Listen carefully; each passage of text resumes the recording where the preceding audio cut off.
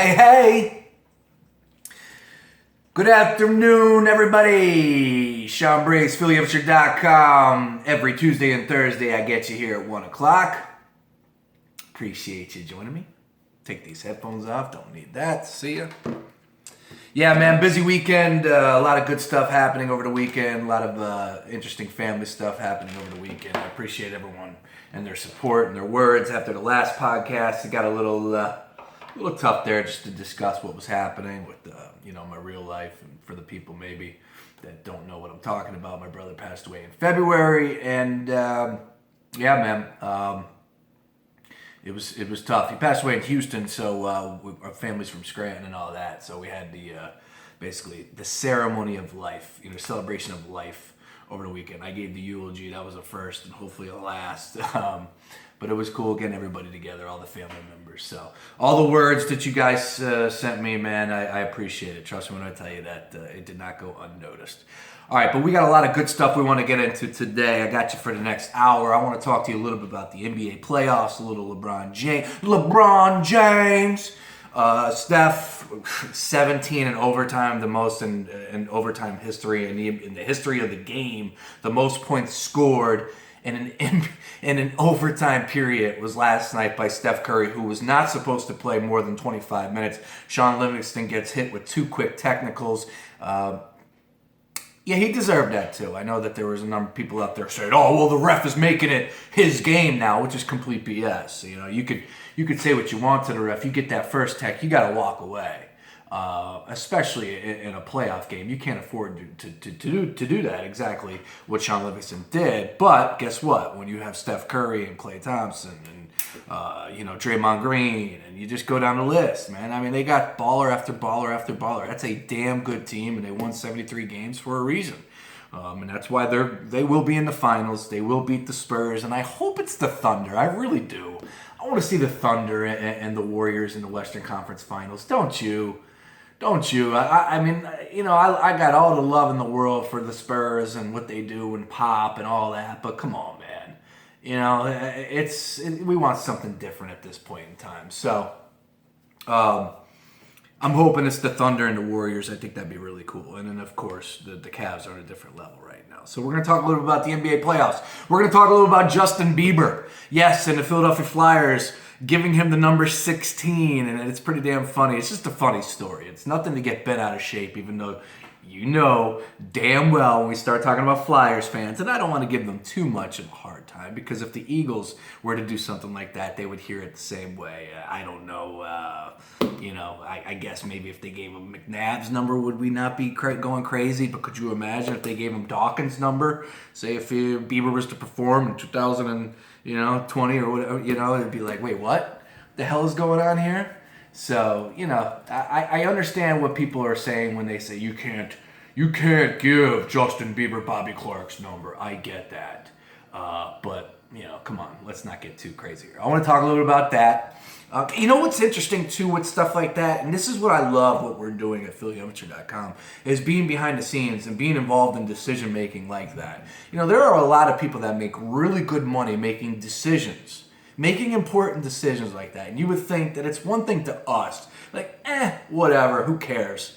It's Justin Bieber giving a number, whatever. But there are people making some really good money making that decision, and you wonder if they thought it through. And I have a feeling they didn't, because there was something that took place that really caught them off guard. And I'll get to that in a second. Short and sweet. I'm not going to get too crazy on this, because I know a lot of us are really uncomfortable with the discussion. But I think it leads to a bigger point, and it's, of course, I'm talking about the Penn State, and I don't really want to talk about the case that's coming out now. Look, bottom line is these victims are going to get paid, and that's what should happen. I've read a number from 60 to 90 million. I think it's 30 to 32 plus victims. So they're going to get paid. Is that the end all be all? No, don't take it like that. But we need to concentrate on the victims here more than anything. They're going to get paid, and my heart breaks when you read these stories. And I'm telling you right now, folks, if you haven't seen the movie Spotlight yet, please do so. Spotlight won Picture of the Year last year, and it was incredible. Mark Ruffalo, It was so good I can't remember the names of the actors and actresses in it. Who the hell was that female actor? But it was damn good. All right, obviously, it won Picture of the Year. So, but when you start watching that, you can connect the dots, and then you start thinking about the victims and what they've been through. And if there is a victim out there that supposedly given his story from 1971 when Jerry Sandusky raped him, and whether or not you don't want to believe it or whatnot, your new president of the University of Penn State University, has one opportunity to speak, and his first time to speak after these stories are coming out, and my man comes out blaze of glory, guns blazing, flexing his muscles, and it's just like, I was reading an article in Philly.com yesterday. I don't know who wrote it. I apologize, but he said, after 5 years, has Penn State learned anything? And I have to say no. I'm just going to talk about the president. That's all I want to talk about, so we'll get into that. That's going to be a real quick jab. There'll be about 4 or 5 minutes there. Of course, Eagles and Sam Bradford. We got the NBA Draft Lottery next Tuesday. We got that happening. Ozzy fucking Osbourne is missing. I think they found him, but who knows? We can't lose Oz. Not in 2016. Ozzy could pass in 2017. We cannot lose another legend this year, or else it will officially go down as the worst year in my lifetime, I think. All these guys just passing away, these legends, Bowie, Fife, Prince, it hurts. I know it's life, man. We all try to fight the grave, but it's inevitable. It's going to happen at some time. All right. But before we get into all that, and I got some other stuff I want to get into, some fun stuff. We have to talk about the sponsors, the people that believe in what's happening at PhillyOutfitter.com. That's right. We kick things off with my good friend, Colin Good at thegoodteamsells.com. That's right. You need a real estate agent in the area. That's right. The greater Philadelphia area. I got the man for you. He's been in the game for over 10 years. He is a part of Keller Williams Realty. He is my real estate agent right now as we speak. That's right. I am looking for a house. I've been looking for a house for quite some time, but no, it's official. I've talked to the financial people. We're talking about this, talking about that, taxes. Yeah, you would think it's one of the more difficult experiences in your lifetime. Handling the finances is one thing, but looking at the houses and dealing with my real estate agent is not. It is so easy, and Colin, it's all because of what Colin is doing for me. Every other morning I'm waking up, he says, hey man, here's a property I came across. I think it might fit your needs. What stuff that we discussed. I gave him all the rundown of what I'm looking for. 3 beds, 2.5 baths, 2 baths, 1.5 baths, whatever. I wanted a little bit of yard. I wanted it in this location. He is killing it for me. Every other day, just about, I'm waking up to an email with a property, and he's not, pressuring me. Hey, you want to go check it out this Saturday? None of that. That's why I love what Colin is doing for me. And he could be your real estate agent. All you got to do is check him out right now at The Good Team Sells. That's SELLS.com. He updates the properties every single day on that website. He's a part of Keller Williams Realty, and he is the best damn real estate agent out there for you. So do yourself a favor if you're looking to buy a house, sell a property, maybe look for a new place for your business, whatever it may be, please support PhillyOutfitter.com and just check out what Collins has to offer at thegoodteamsells.com. Moving on, my friends at Skull Shaver. Hey. Look at this. For the people watching me on the video, see that? Fits right to your head. Contours, patent. Look, man. Skull Shaver, if you're a bald man, you got to skip those damn Dollar Shave Clubs. You have to. You got to stop spending the $25 on the Mach 3 or Mach 8 blades, whatever it is these days. Just do yourself a favor and buy a Skull Shaver at skullshaver.com or right now at amazon.com. And that's the best part. Get over to amazon.com yourself and check out the customer reviews. They're incredible. I'm telling you, 5 stars across the board. Nobody has anything bad to say. Look, one of the big questions, the number one question I get is, hey Sean, what about razor burn, man? Those dry razors, they always char up my head, and next thing you know, I'm leaving red marks. As I'm doing it on video right now, never any razor burn. Boom, nice and easy. Fits right to your head. Quick, painless, and saves you money and time. That's really important.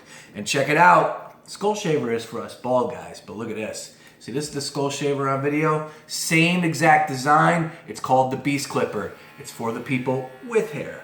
That's right. The success that they're having with the skull shaver, they decided to make it for the people with hair, and now you can cut your hair yourself. 5 quick swipes, that's all it takes, and you're done. You don't have to go to the barbershop every other weekend. Think about that. Think about the 2.5 hours you spend at the barbershop every other Saturday, right? And on top of that, you spend $25 to $30. Well, just think about that. That's $60 a month, about 4 or 5 hours of your time that you get back just by purchasing a Beast Clipper. Check them out right now at skullshaver.com. You'll see everything you need to see right there.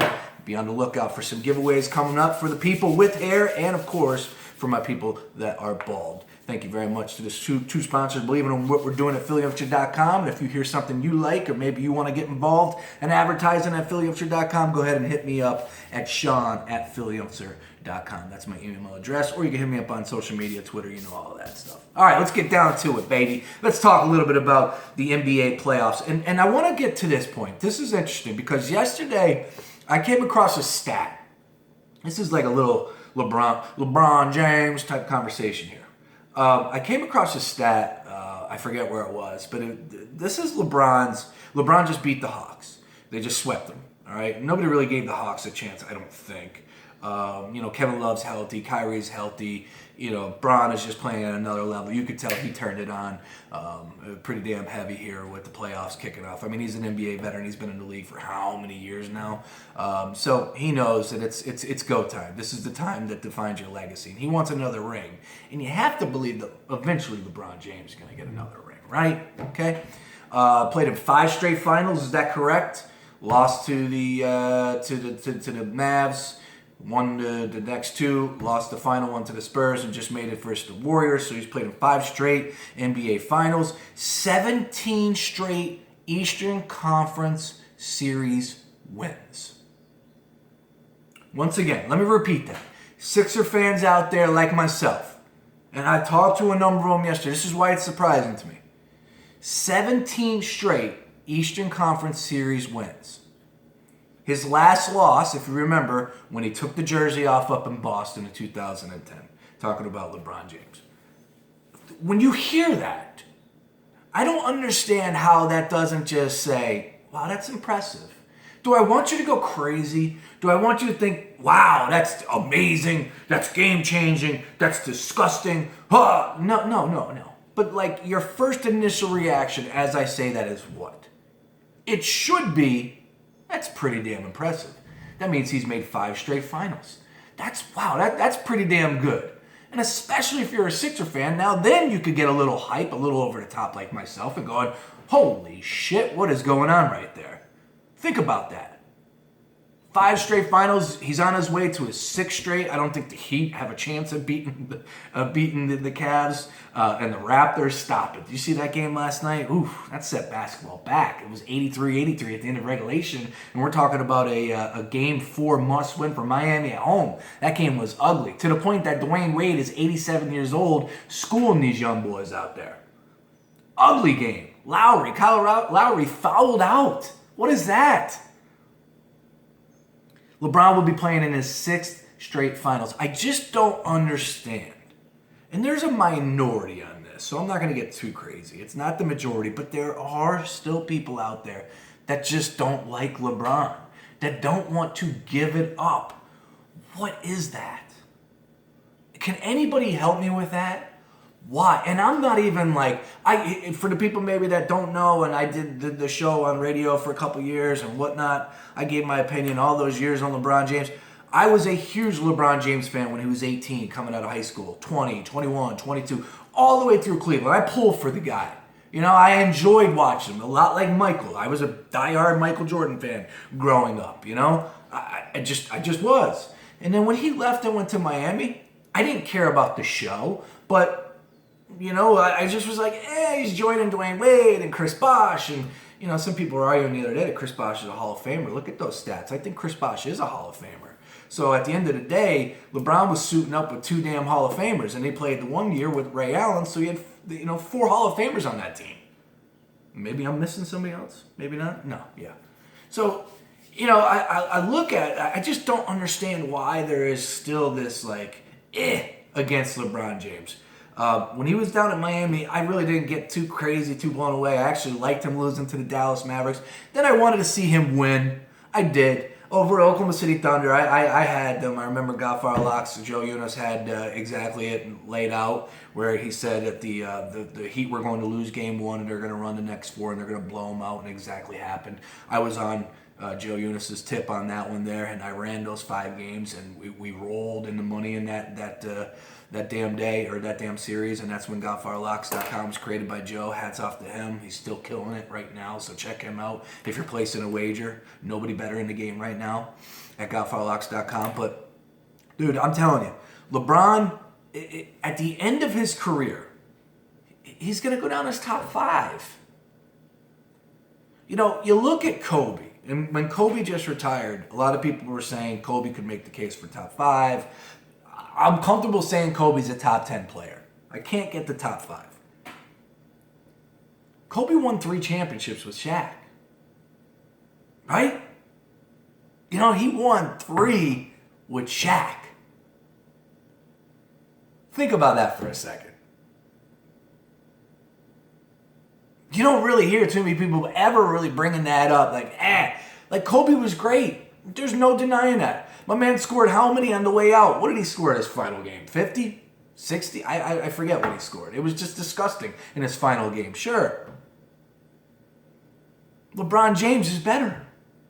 LeBron's a better player than Kobe.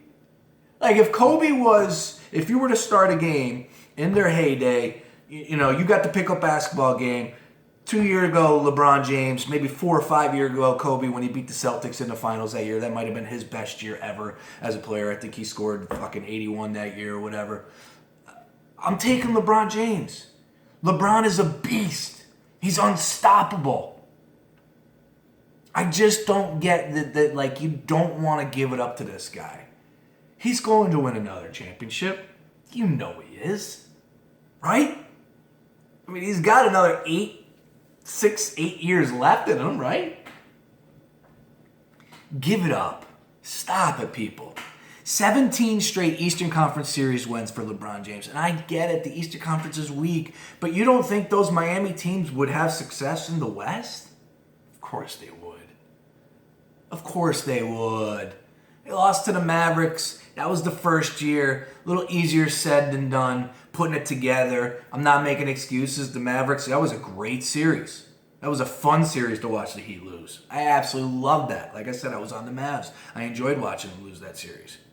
But the following year, getting to the Eastern Conference Finals, or getting to the finals and taking on the Oklahoma City Thunder, and they wiped the floor with them. All right, there's your big beastly West. Spurs, following season, beat them. Little luck, but beat them. And then the next year they lost to the Spurs again.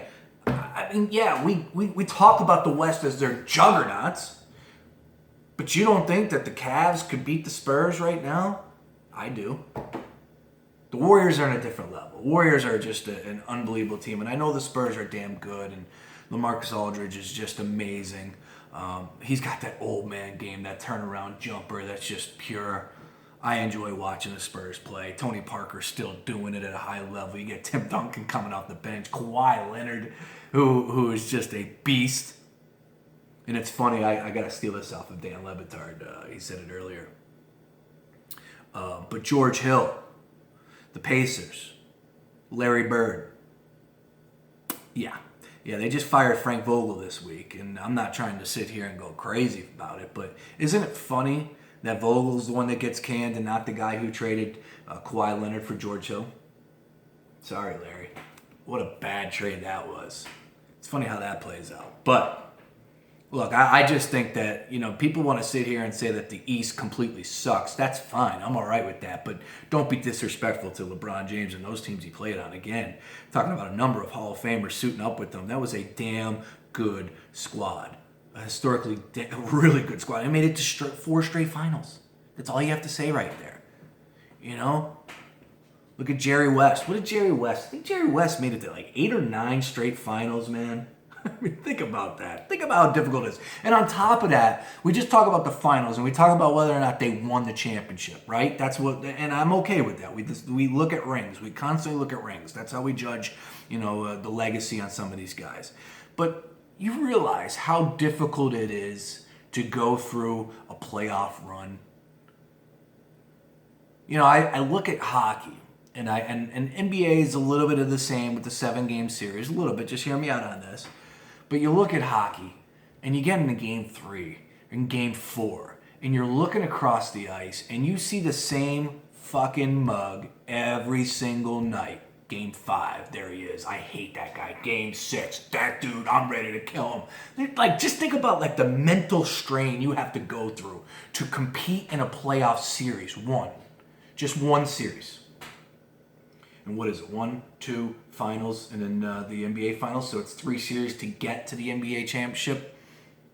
So every single year, LeBron had to play in 3 of those series and win those series and hear all the naysayers and all the talk and all the nonsense and be enemy number 1 when he steps into the arena. I mean, my man had to go through a lot mentally. It's not easy just because they're a better ball club and you know what, they're going to come out on top. Yeah, he did what he was supposed to do, and if they didn't win, people would be going absolutely nuts about it. Oh, LeBron sucks. Can't even get it to the finals of a weak Eastern Conference. But he did. 17 straight Eastern Conference series wins. 5 straight finals on his way to number 6. It'll be 18-6. That is unbelievable. And you got to give it up to him, man. I just don't understand the people that are reluctant to give LeBron credit. I even get people like hit me up last night saying, dude, he doesn't have a bulldog mentality. Bro, that argument died in 2010. Get out of here with that nonsense. I don't want to hear that gibberish anymore. Come on. All right, give it up for LeBron. Give it up for Steph Curry as well. My man had that knee sprain, right? Is that what it was? A little ligament issue, whatever. He slipped on the floor in that series. That was a tough loss. But again, you're like, it's the Steph Curry, it's the Warriors. They don't need him right now. But they lost that game to Portland, Game 3. So here it was, a really important Game 4. The place was rocking, the Rose Garden. You know, I almost bought season tickets. True story. Let me go into this for 1 second. I almost bought season tickets and thank God I did not. Listen to this. So this is when I ran into some money a couple years ago, man. What year was that? So it was the Greg Oden draft, Kevin Durant. Yeah, I mean, that's what it was. It was the Greg Oden draft. And obviously the number 1 pick, it was 2007. So 2007, I had some coin saved up. Well, a long time ago. And I was like, okay, you know, I was talking to this one buddy of mine who he was involved in some tickets and stuff like that here on the local side of things. And I was like, well, what about, you know, the Rose Garden? What about the Portland Trailblazers? What if we bought season tickets out there? Like, they're about to sell out because of Greg Oden. Everyone's going to be fired up. What if we got season tickets out there and we sold them? And, you know, people got money out there. You know exactly what I'm talking about. So it wasn't that far-fetched of an idea. It was a good idea. It really was. It did not go through because at the end of the day, I could not see myself spending that much money on tickets just in case they didn't sell. You know, if you bought like Knicks tickets or, you know, Washington Wizards or, I don't know, Penguins tickets, at least you could make it to a game. I'm saying outside of Philadelphia. You could make it to one of those games. Obviously in Portland, if nobody gets that ticket, nobody buys that ticket, I eat the ticket and I can't even go to the game and I can't even give it to somebody I want, like a friend of mine, you know? So I bailed. And thank God I did, because Greg Oden, obviously, we know the history, what happened, and they've been struggling to fill that arena, I would imagine, those years. But still, they have a really good fan base, and that's just a funny story. I'm glad you're listening. I'm glad you enjoyed it. I'm glad I did not make the move on that. But last night, the place was rocking, and they come out to a huge lead. The next thing you know, Steph Curry comes off the bench, and he scored 40. It was an incredible game. It might have been the game of the playoffs so far, which I did have written down last night. What I was going to talk about today is just the playoffs. NBA playoffs have been a dud so far this year. Do you agree with me on that? Obviously, we just spoke about the Eastern Conference. I'm not really in love with anybody except for the Cavs. I think the Cavs are playing really well, but I think they're living and dying by that 3 right now. Living is the word, and I don't know if you're going to be able to do that in the finals. So the Eastern Conference has been a joke. Been fun watching the Cavs just light it up. Western Conference, okay, now we got ourselves a series with the Oklahoma City Thunder and the San Antonio Spurs, 2-2. That's fun. So we're looking forward to that one, right? And that one's 2-2. Let me see that. OKC. They're playing tonight. I know that. Yeah, big decision. So yeah, I mean, you're looking at it's game 5, and here's what I'm saying. It's been a dud so far. None of these teams have been anything interesting to me, to tell you the truth. And finally, we're getting something good here with these two teams, with the Oklahoma City Thunder and the Spurs, and now the Warriors are about to run away 3-1. And it's not even close on that one, right? Not even close. So this playoffs have been an absolute dud. So here comes Steph to save the day. He is by far the most valuable ticket out there. Worth the price of admission all day. It's him and LeBron. If you could go ahead and pick one player that you want to go watch, you'd probably pick Steph over LeBron, because we've seen LeBron do it for a number of years now. Steph is just exciting. Last night, comes off of that injury, comes off the bench, was only supposed to play 25 minutes. Livingston goes out with 2 technicals, and I have no problem with him being bounced. He got in the face of that ref, and a lot of people were coming out saying, come on, ref, it's not about you. What are you doing? Who cares, man? You got to draw a line. And when you continue to come at me, MFing me, left and right, see ya. Have a good day. No time for that shit. And you have to wonder, did Sean Livingston do that on purpose? He knows he has Steph behind him. He knows that Steve Kerr is only going to play him 25. Do you think Livingston was like, watch this? I don't think that that's the case. I think there was a lot of quick thinking happening there. He got hacked pretty good in the head. He did not get called for the foul, or the Trailblazers did not get called for the foul on Livingston. He went down to the other end of the floor, comes back up, and that's when he started getting in the ref's face. Pretty funny, and it happened real fast. But Steph comes off the bench earlier in the game, just continues to do it. Next thing you know, Steve Kerr's in Steph's face going, dude, how do you feel? You feel okay? Because we need you to go here. Steph's like, I'm ready. Had a great regulation, 4 quarters. Had the final shot at the end of regulation. Ugly set. I think the play was drawn up for Draymond to go after the pick and roll, but the Trailblazers just sniffed it out. Steph drove to the lane, didn't really have anything going, but then comes out to shoot and scores all 17 points in overtime. It was just incredible to watch, and I was struggling to stay up. I think OT kicked off at 1:27 in the morning. 1:27 a.m. My man Wes Manchild is a diehard Warriors fan. He's been for a number of years, so don't take that the wrong way. Stays up for all these games. He's a teacher. And he's like, dude, my alarm's going off at 6 a.m. and this OT's kicking off here at 1:27. Are you kidding me? My heart goes out to all the people that had to make that 9 to 5 shit today, or that 8 to 5 shit today. God bless you.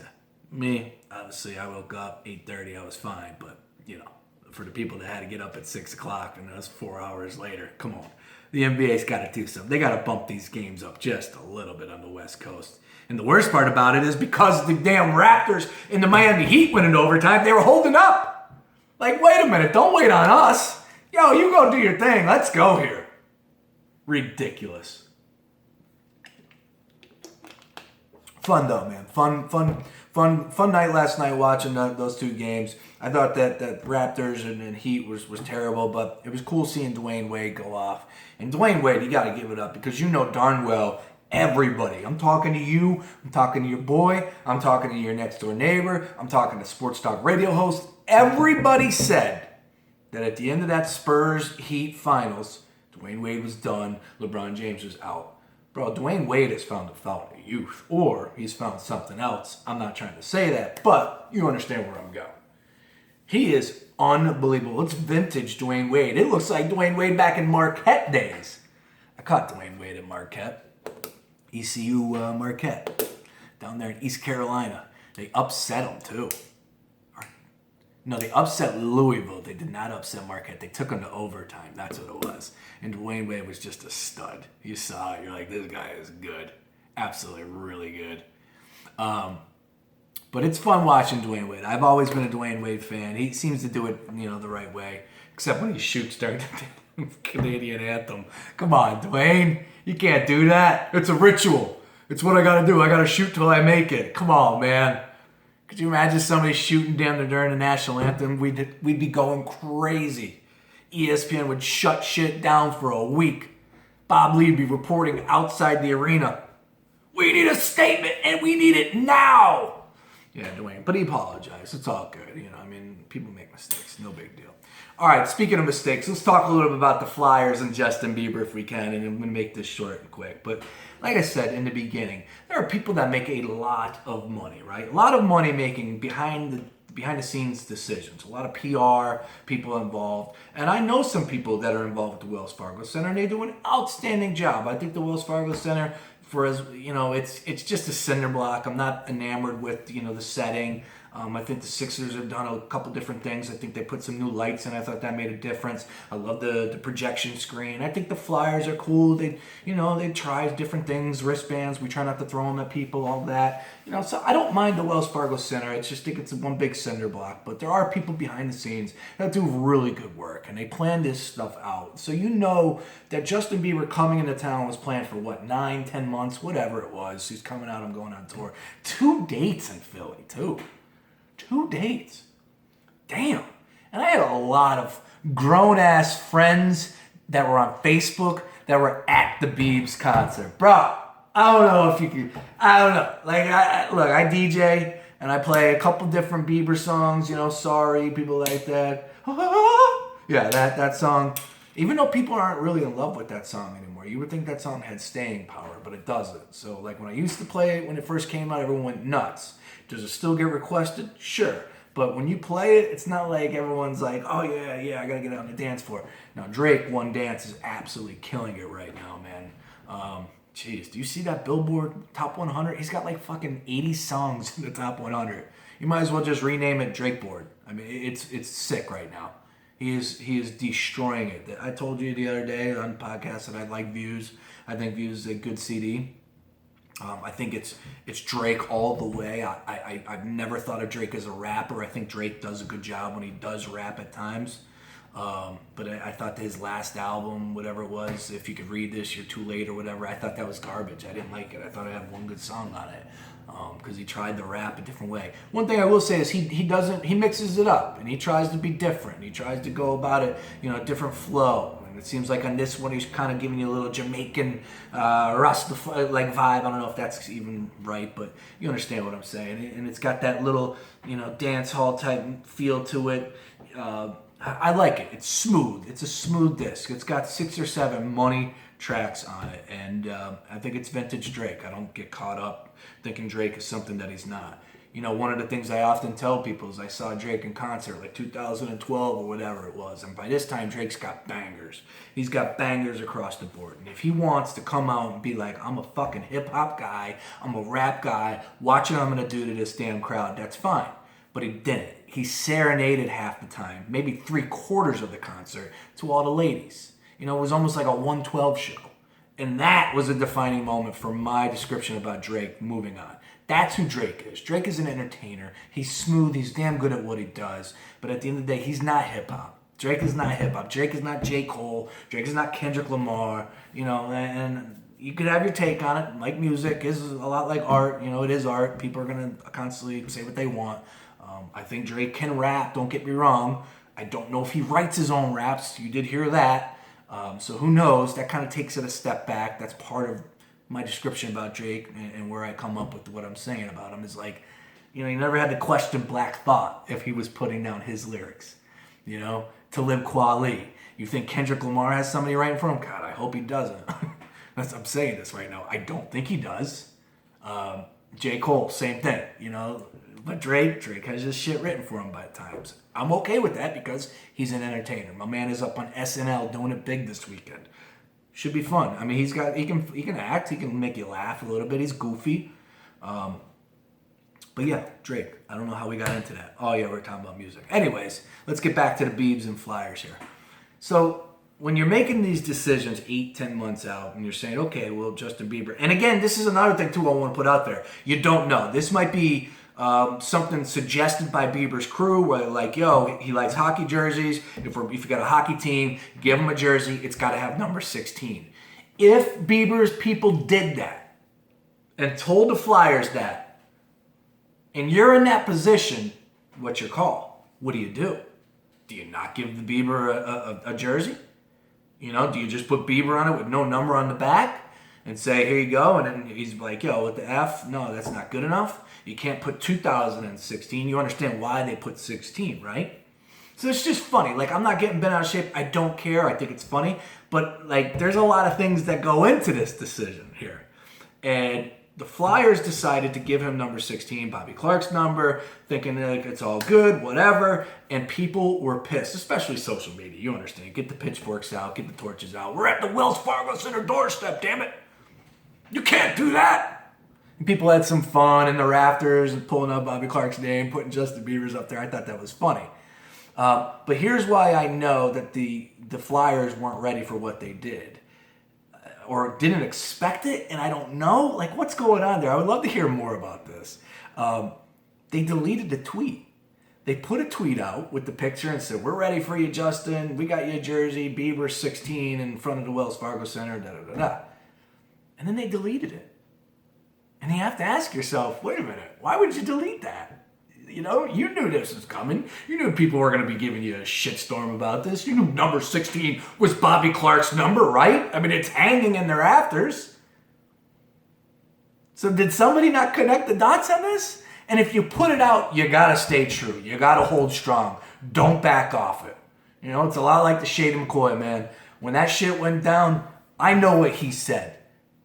And it could have been easy for me to say, you know what, I made a mistake, or, you know, there seems to be some, different things. As you can tell, you could have heard one thing, whatever. Hold strong. That's my take. I know what he said. Same thing with this. Hold strong. Get a grip, Flyers fans.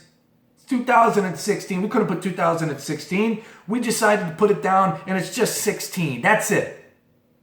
Or, and this is the way I would have handled it, because about publicity, you could have made this a huge story where you got nothing but kudos, nothing but slaps on the back, pats on the back. Hey, good job. You come out and say, hey, Justin Bieber wanted a jersey at number 16. Obviously, we know who number 16 is. We could not give him that. We could not part ways with number 16 even for 2 nights.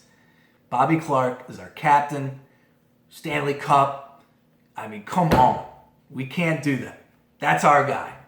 Sorry, Justin. We're going to give you this jersey. We'll give you whatever you want. Numbers. We'll put an emoji up there. You know, you want to put a face tattoo. Whatever you want. We'll get creative. But 16 is not going on the back of that jersey. And do you know what frickin'... That would have been everywhere. You know what type of society we're in right now. Small posts. Content. That would have been on Sports Nation. That would have been on Around the Horn. That would have been all over the place. And the Flyers would have got nothing but love. Would a Bieber have canceled his concert? No. Would he have been pissed? Sure, who cares? He's an angry little man. He's a child star. Aren't they all crazy? I don't know. That's how I would have handled it. Maybe I would have got ruled against. But I think, you know what? You do things in the long term. You think it through. And for them to delete the tweet, I'm not so sure they did. And that's pretty damn funny. I'm sorry I went a little bit longer on that. It's kind of boring, I know. But these are the little things that matter to me. I just laugh about that. We had a good post on Philly Answer. I thought Nick did a great job where it's like, it's not that big of a deal. But, again, you start thinking about those little things. And Justin Bieber hanging out at Johnny Brenda's playing pool after one of the shows. Again, 2 shows. That's crazy, man. That's a lot of money. I mean, dude is he is loaded. I mean, he has to be so freaking rich if he can sell out the Wells Fargo Center 2 nights. And then, go across the country and do 2 nights. Madison Square Garden 2 nights. Madison Square Garden, there's so many people in New York City that Louis C.K. sells out the Garden. Jay-Z talks about selling out the Garden. I mean, it's nothing to sell out the Garden. I'm sorry to say that. It seems like that to me. But I think it's really something to sell at the Wells Fargo Center 2 nights, man. So I got to give him credit there. There are a lot of freaking Bieber fans out there. I am not a Justin Bieber fan. I think he's pop music. He serves his purpose. It is what it is. But hanging out at Johnny Brenda's, shooting pool with the people, hanging out.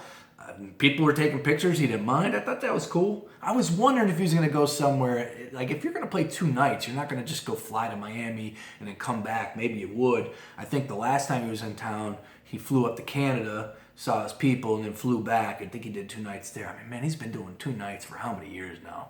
God bless him, making tons of coin. Well, Justin Bieber in Philly hit up Johnny Brenda's shot pool, hung out with some people. I thought that was pretty cool. Shout out to him. All right, moving on. NBA Draft Lottery, people. NBA Draft Lottery Tuesday the 17th happening. That's right, next week. Here we go. Oh, another year, another offseason for the 76ers where our number one enjoyment is a fucking ping pong ball competition. When will that stop? Hopefully that will stop this year. Even then, even if they get the moving pieces that they need or the pieces they need this year, they're still going to suck next year. You know that. So we'll be back in the NBA Draft Lottery again, and that's fine. Who knows with the Lakers pick? You know, that could be ours next year. We'll see if that plays out. I want them to get number 4 this year. I do. I want the Lakers to lose that pick this year. We have the Kings swap, so we'll see what happens next year with that as well. I would imagine that's not going to happen this year, but we'll see. NBA Draft Lottery is happening on the 17th.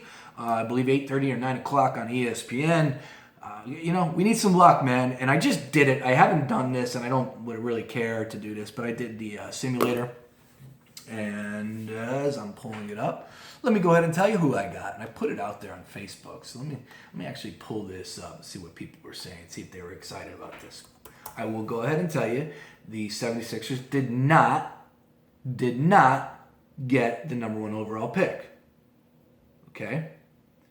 They got number 2 and they got number 4. And I put it out. Okay, so the Denver Nuggets got number 1 overall. Damn, let me pull this picture up right here. Let me see what it says. 4.3 chance to win, and the Denver Nuggets got the number 1 overall pick. Okay, obviously they draft Ben Simmons. Cool. But the 76ers got 2 and 4. And with that, Brandon Ingram number 2, 4, Jamal Murray.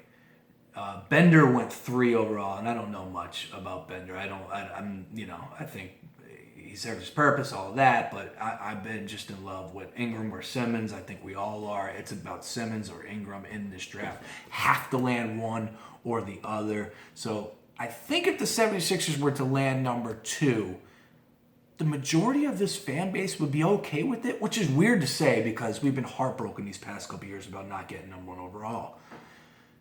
I don't want you to confuse that, man. Ben Simmons is an absolute beast. I just think Brandon Ingram is going to turn into something damn good as well, special. He can shoot the damn daylights out of the ball, something that Ben Simmons struggles with, but Ben Simmons is a boy. He'll turn his game around. You know that. Both of them are boys. Same shit that was being said about Andrew Wiggins. What did Andrew Wiggins do in Kansas? Did he have 1 win in that tournament and they got eliminated that next game? I think they did. Joel Embiid did not play in that tournament, but you understand what I'm saying. People were saying the same thing, like, oh, you can't even advance your team? He didn't have that bulldog mentality. Can't make his players better. Playing on a team like Kansas. All that same shit was being said about Andrew Wiggins, yet nobody wants to own up to it now. You look at what he's doing with the Minnesota Timberwolves, and you're just, whoo, damn, salivating at the mouth. What an absolute stud up there with the Timberwolves. Nobody's saying anything like, oh, yeah, I remember when he was coming out, and I didn't like him. I said this about him. Nobody remembers what they were saying then. Same shit about Ben Simmons. Get off it, people. Same stuff. And if you're going to say it, own up to it. Ben Simmons is a stud. The kid's going to develop one hell of an NBA game. He's going to average right out the jump. I don't care where he lands. He's going to average 14, 15 points year 1. Okay? Beast. That's how good he is. Maybe a little bit less than that, but his game is going to be so nice in the NBA. Because he can spread it out. He's able to, he's got great court vision. He can dribble. One of the things I love watching about Draymond Green is him just grabbing a rebound, turning around, and running it. That's one of the things that makes the Warriors successful is they just get up and down the court fast. One of that reasons is because everyone can handle the damn ball except for Bogut. When you get a guy like Ben Simmons, he can do exactly that. But Denver Nuggets got number 1. Sixers got 2. Timberwolves got 3. And then the Sixers got 4. I think if that happens, the Sixers land 2 and 4, best case scenario. I think if they land 1 and 4, then they got to start making moves. I don't think you can draft Ben Simmons and keep Jaleel here or Nerlens. You have to make moves. And I'm not so sure that I want Colangelo and his cast of characters right now that he's bringing in to start making moves just yet. I don't want that. You know, if Hinkie was to sit here and say this, yes, I would believe in what Sam Hinkie would say, okay? I would. But no, I want them to hang on to their players. So right now, for the sake of this argument, as much as I want Ben Simmons, I would be okay with the 2 and the 4. I think Ben Simmons is an absolute stud. If the 76ers get number 1 overall, please pull the trigger on Ben Simmons and don't think twice about it. And us as a fan base, and this is going to be one last thing that I'm going to get in here as we get out the door, we got to cool. We got to chill out, man. We're a little crazy right now. This is a message to all Philadelphia sports fans. I love you. I really do. I think the world of you. I moved here in 2004 to be associated with you because I love the mentality we possess. But I think we're getting a little crazy these days, man. I do. And maybe it's just me with social media. Maybe it's me just reading too many things. I'm in that world now. Who knows? The comment sections, all that. Maybe it's my problem. It's a me thing. Who knows? But I'm watching ESPN yesterday, and it was like ESPN Sports Center or whatever. And obviously they got to throw their cliche Philadelphia jokes in there. But that's fine. Like Sam Bradford, oh. And you got Jaws out there pumping his chest and saying, Sam Bradford can't do that to his teammates. You can't hold out. He held out for 2 weeks. He requested a trade for 2 weeks. I mean, shit. And he didn't miss anything, right? Like, nothing was mandatory. He's back there this week. It's no big deal, you know? But then I'm watching Russillo and Cannell. Don't ask me why. I think Russillo's good. Cannell, he's good. He's just not good on a talk radio format. That's all there is to it. And Russillo, who I respect a lot, he's come up through the ranks, grew up in Boston, knows what he's talking about. He was like, dude, Philly is tough. Philly's a tougher Boston. He said Philly is the toughest place to play in the country. Think about that for a second. Is that a good thing? I don't want us to change. I love we're passionate. I know they were joking around with that. I love all that. But at the end of the day, we're not really winning championships. You know, the toughest place to play, and we're not winning. So, like, something's not working in our favor here. And I'm just saying with the Sam Bradford stuff, it's getting a little out of control, and you knew it was going to happen. Cataldi's putting out an article today where it's like calling Sam Bradford a coward.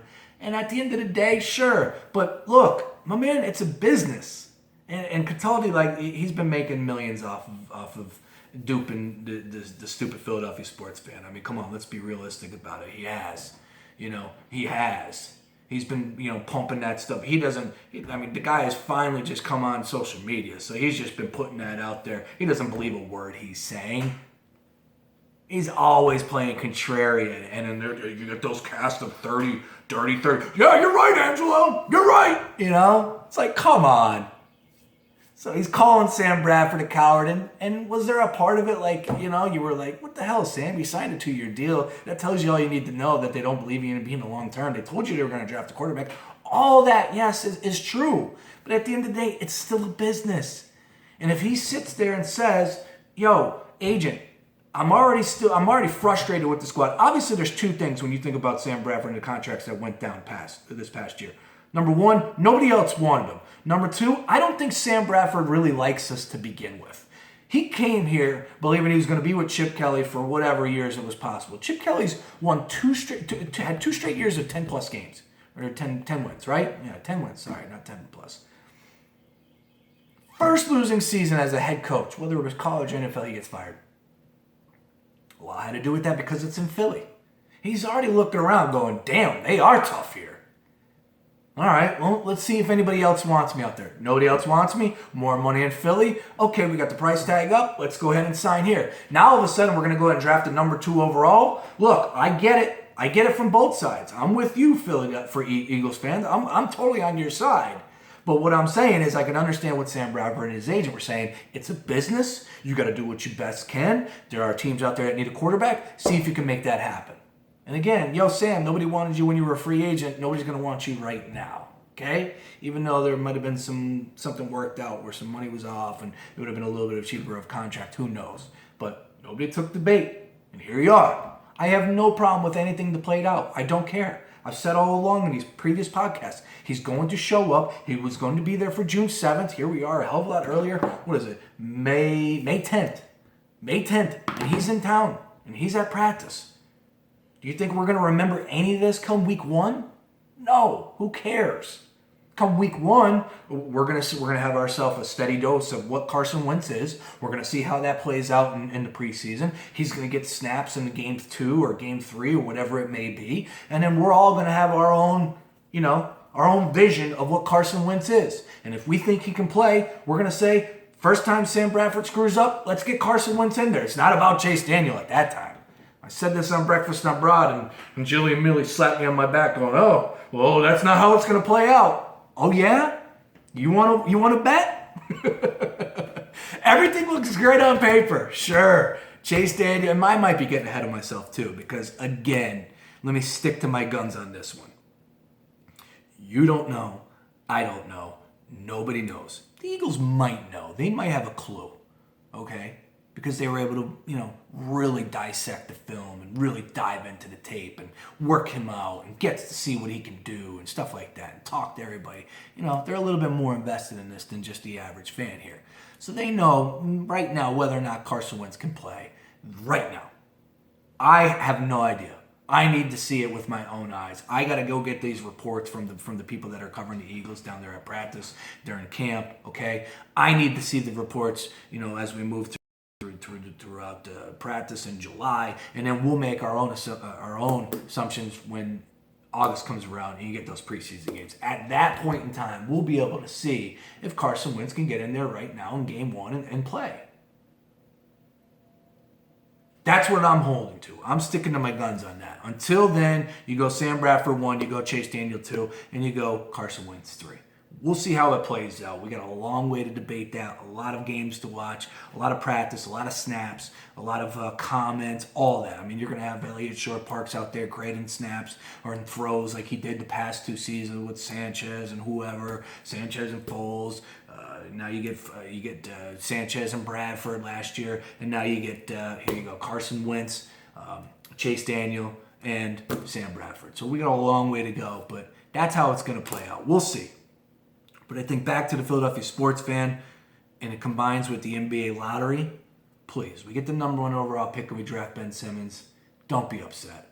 Don't be pissed. Don't boo that pick. Do not. Be fired up. The kid's the truth. He is a beast. Do you want Brandon Ingram? I can't fault you on that one. I won't argue with you on that one. That's fine. That's your take. But do not be pissed. Do not be upset. Do not boo the fucking pick. Okay? It's the number 1 overall pick. If we land Ben Simmons, that's a good thing. 2 is, it comes back to Sam Bradford. We got to let all this shit go. Because at the end of the day, it's about this team winning games, right? Or is it just you want to stir shit up and be an asshole? I don't want to. I want to enjoy winning football. I want to get back to some playoff games that actually matter in December, some good football on the field. Will that happen? I don't know. I don't know what type of coach Peterson is. I like Schwartz. I like Frank Reich. I like some of these guys. They're making hires right now. The guy from the Baltimore Ravens helping out with the personnel department. Hey, man, if you're going to learn under Ozzie Newsome, I don't think there's anybody better you can in the game. So I think the Eagles are making some really good moves right now. We'll see. Long way to go. Still lacking some weapons on the offensive side of the ball. Offensive line's okay. Need these receivers to step up. Need Zach Ertz to step up like he has been at the end of the seasons these past 2 years. We need him to do that for 16 this year. We need him to stay healthy. Defense. We need them to step up. A lot of people believe that the Eagles are a damn good defense. They're not. Look at the numbers. They got hosed last year. And don't blame that all on Chip Kelly. Don't blame that all on Billy Davis. I don't want to hear that nonsense. Time for some of these guys to earn their paychecks. And if you're going to pay Fletcher Cox $70 million, he's been delivered. So let me keep him out of the conversation. You can pay him 60, 70, whatever it is. The number's being tossed out there right now. Fletcher Cox is worth every penny. Other than that, everybody else got to step it up. Brandon Graham, you got a new deal. Let's go. Connor Barwood, hey man, it's time to shine. I know you're out of position a little bit. Let's go. New safeties. But Malcolm Jenkins, who's going to be the cornerbacks? So there's a lot of big questions that need to be answered. But first thing we need to do is look ourselves in the mirror and say, hey, let's relax here. Let's not boo our own. Let's give this a second, okay? Okay, that's all I'm asking. I know I'm getting greedy there. Let's give this a second before we absolutely go shit crazy, all right? Cool. That was my message to the Philadelphia sports fan. You know I love you. All right, moving on. Let's get out of here on some different things. First things first. Hey, tomorrow night, the Philadelphia Union are playing up there at Talon Energy Stadium, also known as PPO Park up in Chester. Dude, they're taking on the LA Galaxy. It's going to be a great freaking game. If you haven't made it yourself to a Union game, this is going to be a fun one tomorrow. Hopefully, we're going to have some decent weather. I don't know what it's going to be. I will be out there. The Sons of Ben will be in full effect. We're going to be rocking and rolling all night tomorrow night. Get on out there to Talon Energy Stadium and support the Union. The boys in blue doing good this year, coming off of a draw the last time they took the field against San Jose. Let's get some points here. Long season, but this is a big game. LA is one of the best in the league, if not the best, I want to say. Don't know the standings right now off the top of my head, but I know that they have some names. So get on out to Talon Energy Stadium tomorrow night and check out the Union take on the LA Galaxy. Colin Cowherd, Jason Whitlock will now be doing a show at 6 o'clock, kind of like a PTI steal. And I have no problem with stealing. You know, you get two guys out there that argue. Here's my thing. I'm not a Whitlock guy. I think he's a joke. He says stupid things all the time, and I just never really been into Whitlock. I never have. Cowherd and Whitlock was cool. He was all right behind the scenes. He wanted you to email him. He probably still has the same email address. I won't put it out there, but if you ever texted him or called him, be like, yo, email me. I'm not going to tell you again. You know, he just wanted you to email him. It's pretty funny. He's a different bird, different dude. Cowherd, I think Cowherd, you know, hey man, he's made a name for himself and he's doing good things out there in LA. God bless him. His shine is shining really bright right now. Fox believes in him a lot. Hopefully the ratings are there for him. I don't know if they are, whatever. But here's what I'm going to say. At 6 o'clock, and this is what my girl always tells me, why are you still watching sports? If you watched at 5 and this 5 to 6, whether you watched the Comcast with Philly Sports Talk or you come over to Around the Horn to PTI, which I know a number of us do, PTI destroys it. Around the Horn gets decent ratings as well last time I checked. And I even watch Highly Questionable, Levitard, and Bomani. And, you know, Poppy is funny. I did that show. But after that hour and a half or hour, dude, it's all the same. Nobody's talking about anything different. So at 6 o'clock, I tune out. Excuse me. That's when I catch my news. That's when I get out of the house, maybe go to the gym, whatever it is. 6 o'clock, I can't take any more sports. They talk about the same shit. And if it's football, it's fine. But you know darn well if it's the off season and it's something so stupid where it's like, Dwayne Wade was shooting hoops during the Canadian national anthem. What's your take? You know, and they're doing 5 minutes on that on every show. It just gets old. And therefore, I don't think at that time slot, Cowherd and Whitlock will work. I just don't. I don't think they're big as Fox believes they are. And they're putting them up against ESPN Sports Center. By that time, we just want noise in the background. And I don't think we want two guys arguing with each other. We just want background noise. And that's why people watch Sports Center at that time. And Lindsay Zarniak, who I think is a cutie, I don't know. I can't really watch it. That's my take on Cowherd and Whitlock. Let me know if you think that's a good combination. Let's see here. We got an interesting post going up right now at PhillyHipster.com. Check that out for yourself about Mark Sanchez and the Kentucky Derby this past weekend. My man has one of the coolest damn flasks ever created, ever invented. That's going up at PhillyHipster.com. Check that out for yourself. And I didn't even get the chance to talk about the terrorist that was on a plane. Yeah, suspected terrorist. Yeah, he was a math major, and this guy's a damn big math wig. And this blonde girl next to him, he was scribbling down notes of math. And he does it. Jesus. Like, this is the problem we're going to run in when you get guys like Donald Trump that says, don't worry about it. Don't worry about it. If you think he's a terrorist, you say something. I'll handle it. All right. Well, everybody on that plane lost 3.5 hours. Some people had to be there at certain things. You know, hey, you going to do something about that, Trump? No, I didn't think so. So, It's a crazy story. I'll go ahead and tweet that out because I'm up against it right now. I appreciate everybody tuning in, man. Greatly do. You know I do. Every Tuesday and Thursday at 1 o'clock. Shout out to our sponsors, Colin Good and thegoodteamsells.com, #1 real estate agent out there, part of Keller Williams Realty, and my good friends at skullshaver.com. Check them out right now. Bald men, you need a skull shave in your life. People with hair, stop going to the barber. Save your money. Scoop up the Beast Clipper. Until Thursday, everybody have a great afternoon. Peace.